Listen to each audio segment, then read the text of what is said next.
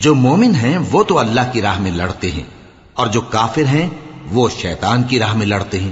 سو تم شیطان کے مددگاروں سے لڑو اور ڈرو مت، کیونکہ شیطان کا داؤ کمزور ہوتا ہے۔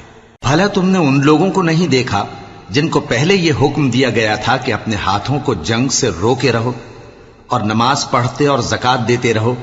پھر جب ان پر جہاد فرض کر دیا گیا تو بعض لوگ ان میں سے لوگوں سے یوں ڈرنے لگے جیسے اللہ سے ڈرا کرتے ہیں، بلکہ اس سے بھی زیادہ، اور کہنے لگے کہ اے اللہ، تو نے ہم پر جہاد جلد کیوں فرض کر دیا؟ تھوڑی مدت اور ہمیں کیوں مہلت نہ دی؟ اے پیغمبر، ان سے کہہ دو کہ دنیا کا فائدہ بہت تھوڑا ہے، اور بہت اچھی چیز تو پرہیزگار کے لیے نجات آخرت ہے، اور تم پر دھاگے برابر بھی ظلم نہیں کیا جائے گا۔ اے جہاد سے ڈرنے والو، تم کہیں رہو، موت تو تمہیں آ کر رہے گی، خواہ مضبوط قلعوں میں رہو۔ اور ان لوگوں کو اگر کوئی فائدہ پہنچتا ہے تو کہتے ہیں یہ اللہ کی طرف سے ہے، اور اگر کوئی مصیبت پہنچتی ہے تو اے پیغمبر تم سے کہتے ہیں کہ یہ آپ کی وجہ سے ہمیں پہنچی ہے۔ کہہ دو کہ رنج و راحت سب اللہ ہی کی طرف سے ہے۔ ان لوگوں کو کیا ہو گیا ہے کہ بات بھی نہیں سمجھ سکتے؟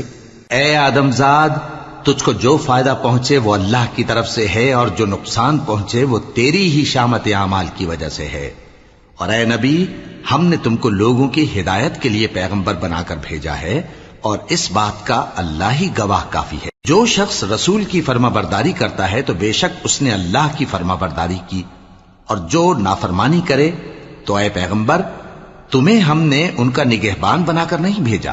اور یہ لوگ منہ سے تو کہتے ہیں کہ آپ کی فرما برداری دل سے منظور ہے، مگر جب تمہارے پاس سے چلے جاتے ہیں تو ان میں سے بعض لوگ رات کو تمہاری باتوں کے خلاف مشورے کرتے ہیں، اور جو مشورے یہ کرتے ہیں اللہ ان کو لکھ لیتا ہے۔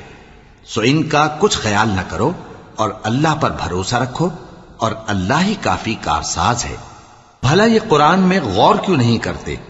اگر یہ اللہ کے سوا کسی اور کا کلام ہوتا تو اس میں وہ بہت سا اختلاف پاتے، اور جب ان کے پاس امن یا خوف کی کوئی خبر پہنچتی ہے تو اسے مشہور کر دیتی ہیں، حالانکہ اگر اس کو پیغمبر اور اپنے ذمہ داروں کے پاس پہنچاتے تو تحقیق کرنے والے اس کی تحقیق کر لیتے، اور اگر تم پر اللہ کا فضل اور اس کی مہربانی نہ ہوتی تو چند آدمیوں کے سوا تم سب شیطان کے پیرو ہو جاتے۔ سو اے پیغمبر، اللہ کی راہ میں لڑو، تم اپنے سوا کسی کے ذمہ دار نہیں ہو، اور مومنوں کو بھی ترغیب دو۔ قریب ہے کہ اللہ کافروں کی لڑائی کو بند کر دے، اور اللہ شدید ترین جنگ کرنے والا ہے، اور سزا دینے کے لحاظ سے بھی بہت سخت ہے۔ جو شخص نیک بات کی سفارش کرے تو اس کو اس کے ثواب میں سے حصہ ملے گا، اور جو بری بات کی سفارش کرے اس کو اس کے عذاب میں سے حصہ ملے گا، اور اللہ ہر چیز پر قدرت رکھتا ہے۔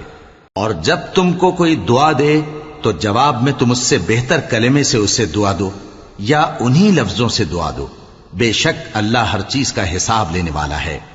اللہ وہ معبود برحق ہے کہ اس کے سوا کوئی عبادت کے لائق نہیں۔ وہ قیامت کے دن تم سب کو ضرور جمع کرے گا، اور اللہ سے بڑھ کر بات کا سچا کون ہوگا؟ اب کیا سبب ہے کہ مسلمانوں تم منافقوں کے بارے میں دو گروہ بن گئے ہو، حالانکہ اللہ نے ان کو ان کے کرتوتوں کے سبب اوندھا کر دیا ہے؟ کیا تم چاہتے ہو کہ جس شخص کو اللہ نے گمراہ رہنے دیا ہے اس کو رستے پر لے آؤ، اور جس شخص کو اللہ گمراہ رہنے دے تم اس کے لیے کبھی بھی رستہ نہیں پاؤ گے؟ وہ تو یہ چاہتے ہیں کہ جس طرح وہ خود کافر ہیں اسی طرح تم بھی کافر ہو کر سب برابر ہو جاؤ۔ تو جب تک وہ اللہ کی راہ میں وطن نہ چھوڑ جائیں ان میں سے کسی کو دوست نہ بنانا۔ اگر ترک وطن کو قبول نہ کریں تو ان کو پکڑ لو اور جہاں پاؤ قتل کر دو، اور ان میں سے کسی کو اپنا رفیق اور مددگار نہ بناؤ، مگر جو لوگ ایسے لوگوں سے جا ملے ہوں جن میں اور تم میں صلح کا عہد ہو، یا اس حال میں کہ ان کے دل تمہارے ساتھ یا اپنی قوم کے ساتھ لڑنے سے بھنچ رہے ہوں تمہارے پاس آ جائیں تو اور بات ہے، اور اگر اللہ چاہتا تو ان کو تم پر غالب کر دیتا تو وہ تم سے ضرور لڑتے۔ پھر اگر وہ تم سے کنارہ کشی کریں یعنی تم سے نہ لڑیں اور تمہاری طرف صلح کا پیغام بھیجیں تو اللہ نے تمہارے لیے ان پر زبردستی کرنے کی کوئی سبیل مقرر نہیں کی۔ تم کچھ اور لوگ ایسے بھی پاؤ گے جو یہ چاہتے ہیں کہ تم سے بھی امن میں رہیں اور اپنی قوم سے بھی امن میں رہیں، لیکن جب فتنہ انگیزی کو بلائے جائیں تو اس میں اوندھے منہ گر پڑیں۔ تو ایسے لوگ اگر تم سے لڑنے سے کنارہ کشی نہ کریں اور نہ تمہاری طرف پیغام صلح بھیجیں اور نہ اپنے ہاتھوں کو روکیں تو ان کو پکڑ لو اور جہاں پاؤ قتل کر دو، اور انہی لوگوں کے مقابلے میں ہم نے تمہیں کھلی چھوٹ دے دی۔